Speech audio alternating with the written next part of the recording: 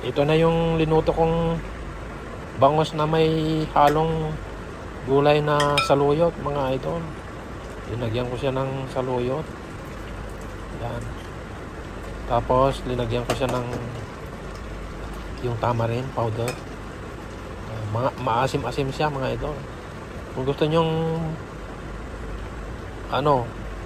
kung gusto nyong magluto ito at gusto nyong malaman kung paano ko linuto ito, panoorin nyo yung itong video ito hanggang doon sa dulo, mga idol.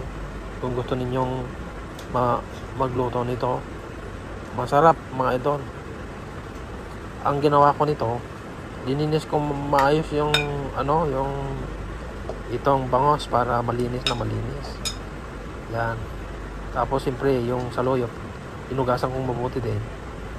At ang hinalo ko dito, yung yung sibuyas, luya, kasi may isda eh.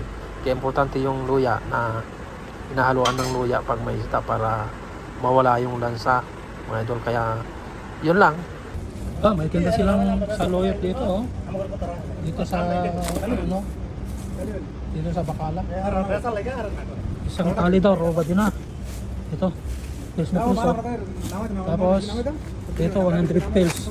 100 pills, hindi? 100 pills daw. Oh, okay ah. Okay. Bibili ako ng dalawa.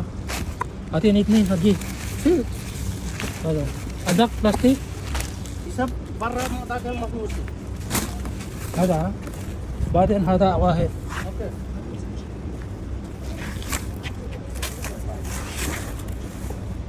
Arba'miya kamsen? Arba'miya kamsen. Ito yung bangus na lulutuin natin, mga idol. Hindi ko na pinakita yung video. Kinaliskisan ko na siya, malinis na, wala na siyang kaliskis niyan. Inaalis ko lang yung palikpik niya. Ginugunting-gunting ko kasi mas madaling alisin pag gugutingin lang siya. Kung kasi yung kutsilyo medyo mahirap siyang alisin pag kutsilyo kasi medyo mapuro-puro lang kutsilyo. Mas magandang pang-alis itong gunting, mga idol. Yan. Yung kaliskis niya dinahan-dahan kong alisin para maalis lahat. At naalis ko na nga yan dyan. Hindi ko na pinakita sa video, hahaba yung video eh. Tapos ang gagawin ko nito, i-slicing ko siya. I-slicing ko siya ng ilang piraso. Yan, tapos saka ko siya hugasan ng mabuti para malinis siya. Yan. Maalis yung lansa ng isda. Yan. Lang malinis na malinis, mga idol. Yan. Para pagka kinain, alam mo, malinis. Mas maganda yung tayong nagluluto sa mga kinakain natin para alam natin kung paano ginagawa at prepare. Alam natin. Yan. Masarap kumain pagka mismo ikaw ang nagluto, mga idol, kasi alam mo kung paano mo para yung ulam o kaya sa yung pagkain na linuto natin. Alam natin kung paano natin i-prepare. Kaya mas masarap kumain kahit na anong klaseng luto yan. Masarap talaga kasi alam mo kung ikaw ang nag-prepara, alam mo na malinis siya. Yan, mga idol. Kaya nai-enjoy kong magluto palagi sa mga kinakain ko. Gustong gusto ko ako yung nagluluto para alam ko kung paano ko ilinuto. At pag kumain ako, enjoy ako kasi alam ko malinis siya di ba, mga idol? Kaysa naman yung hindi mo nakikita, masarap din, pero mas masarap talaga kung nakikita mo na ikaw talaga mismo yung kung ikaw yung nagluto. Dapat kailangan natin bigyan ng oras yung pagluluto ng pagkain natin para sa pagkain natin, mga idol. Yan, linisan na natin yung bangus na lulutuin natin, mga idol. Bukasan na natin. Kailangan natin alisin yung dugo niya. Mayroong dugo doon sa may dugo siya doon sa mayroong mismong doon sa may tinik, doon sa gitna, yung malaking tinik. Kailangan natin alisin kasi yung dugo pag di naalis malansa yung isda. Kaya kailangan natin alisin para malinis na malinis. Yan. Mayroong dugo doon sa may doon sa malaking tinik. Kailangan natin talagang alisin yun. Yan, para malinis. Yung bangos medyo malaki-laki at mataba siya, mga idol. Masarap ito kasi yung bangos mukhang mataba siya kaya siguro masarap itong bangos na ito. Yan. Dapat talaga malinis talaga yung isda na maayos na malinis. Lahat ng dugo niya kailangan alisin para malinis talaga. Okay, mga idol, pag nagluluto kayo niyan, kailangan yung tanggalin yung dugo. Yun yung malansa sa isda pagka hindi nalinis masyado. Pag di naalis yung dugo niya, kailangan alisin pag nagluluto kayo, mga idol, para talagang malinis na malinis. Yan, ganyan. Masarap pag malinis na malinis. Alam mong malinis na malinis, masarap. Lalo na pagka ang preparasyon ng pagluluto mayroon siyang sabaw na ganyan. Yung pagluluto, lagyan mo ng sabaw. Okay lang siguro kung prito siya, yung fried. Prito sa mantika. Yun. Pagka prito kasi sa mantika, yung mantika mainit na mainit, ay kahit na medyo may dugo-dugo, walang problema yun. Kasi mawawala na yung lansa niya sa pamamaraan ng pagpiriprito. Sa init nga ba naman ng mantika, mawawala lahat talaga yung kanya, yung dumi niya, yung lansa. Maglalasang isda na lang, maglalasang bangus na lang siya. Oo, sa init ng mantika pag nagprito tayo ng isda. So, kahit di maalis lahat yung dugo, okay lang pag ang luto niya prito. Yan, pero pagka yung lalagyan mo ng sabaw, malalasahan mo na malansa talaga pagka hindi nalinis masyado yung isda. Lalong-lalo na yung dugo, pagka hindi naalis masyado yung dugo, malalasahan mo parang malansa. Lalo na pagka nakalimutan mong lagyan ng yung luya. Kasi yung luya, yun yung nagpapa alis sa lansa. Iniiba niya yung lasa. Nawawala na yung lansa ng isda pag naglagay ka ng luya at saka sibuyas. Yan lang naman ang nagpapasarap sa isda. Pagka linagyan mo ng sabaw, kailangan lagyan mo ng luya at saka lagyan mo rin ng sibuyas para masarap ang luto mo pag naglagay ka ng sabaw, pag nagluto ka ng isda. Yun lang yun, mga idol. Huwag nyo kakalimutan maglagay ng luya pag nagluluto kayo ng isda. Ayan lang, kahit pag nagluluto ako ng isda, ang nilalagay ko lang at unang-una, yung hindi mawawala talaga na ilalagay ko, yung luya na yan. Pagkatapos, lalagyan ko siya ng sibuyas, mga idol. Yun lang yun.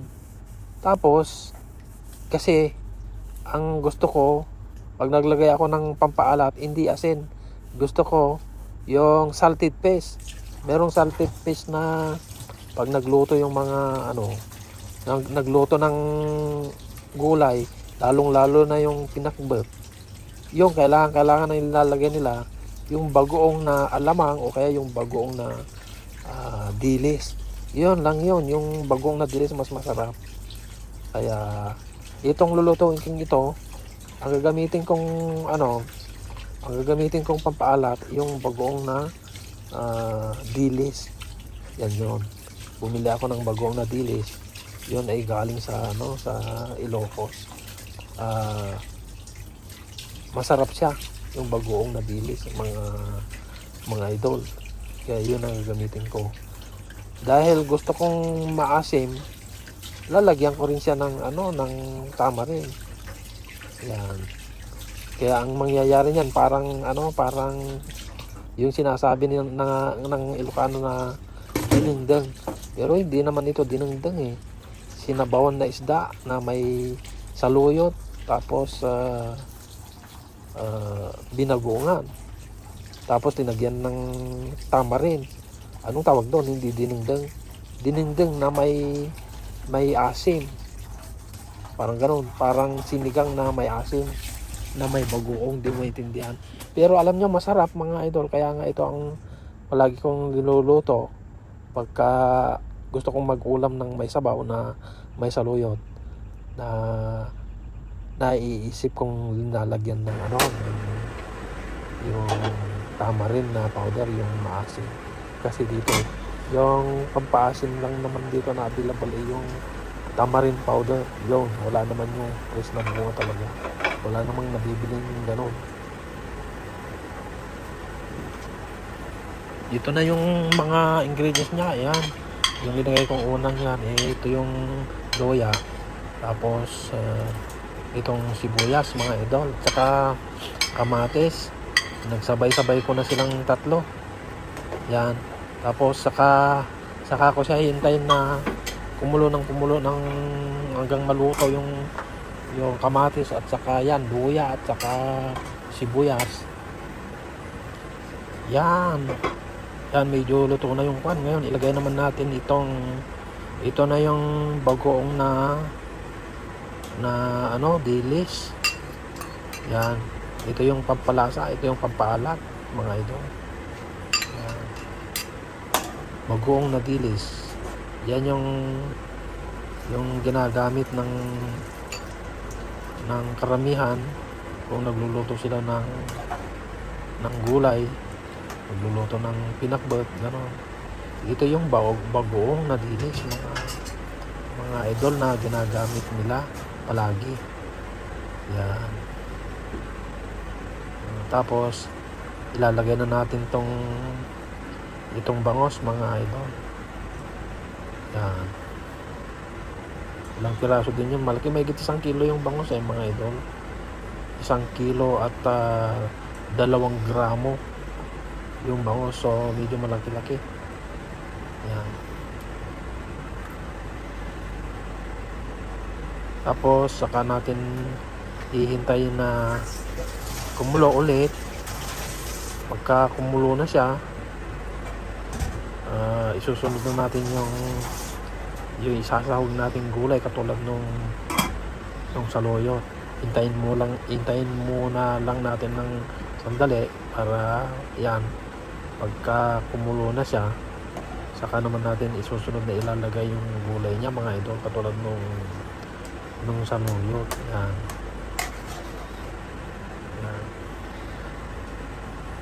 Sandali lang yan. Pagka kumulo na, luto na rin yung bangos pagka kumulo na siya. Kaya isusunod naman natin yung gulay mga idol. Yan. Mga 2 minuto lang yan. Pagkatapos ng 2 minuto ay kumukulo na siya. Yan, kumukulo na mga idol. Kumukulo na siya. Luto na yung ating isda na bangos. Ngayon naman pwede na nating isunod itong isasahog nating gulay na saluyot mga idol. Pwede na nating ilagay. Ito na yung saluyot mga idol. Tingnan nyo, press na press pa. At saka inugasan ko na rin mabuti. Kaya safety ang kakain nito. At may enjoy ang pagkain kasi malinis, malinis na malinis yung isda, malinis na malinis itong saluyot. At linagyan ko na rin ng ilang pirasong green chili, yung mahaba na green chili, yung hot chili, mga idol. Yan. Alright mga idol, kumukulo na talaga. Mukhang luto na ang gulay. Sandaling-sandali lang, luto na siya. Luto na itong dahon ng saluyot. Yan mga idol. Pagkatapos niyan, ilagay na natin tong yung pangpaasim, yung yung tamarind powder mga idol. Nako, masarap talaga. Yan. Masarap siya. Tikman ko nga. Tamang-tama lang ang lasa mga idol. Pwede nang ilagay itong itong pampaasim natin na tamarind powder mga idol. Ito na yung tamarind powder mga idol. Yan. Yan. Yan yung pampasarap. At saka linagyan ko na rin ng linagyan ko na rin ng yung chicken cubes mga idol. Hindi ko lang pinakita dyan sa video. Ilinagay ko isang pirasong chicken cubes. Yon, nilagyan ko siya ng isang pirasong chicken cubes kasi pampasarap niya. Pampasarap yung ng lasa ng sabaw. Ngayon lagyan ko siya ng ng tamarind powder. At naghalo nung tamarind powder at saka yung chicken cubes. Nako, ang sarap. Ang sarap ng panglasa ko pagka ganito yung ulam na linuluto ko. Yan. Yan, luto na mga idol. Ang pan natin, hindi ko alam kung paano ko anong tatawag ko dito. Bangos na linagyan ng gulay na saluyot, dahon ng saluyot mga idol. Tsaka meron siyang sili, parang dinengdang mga idol. Okay.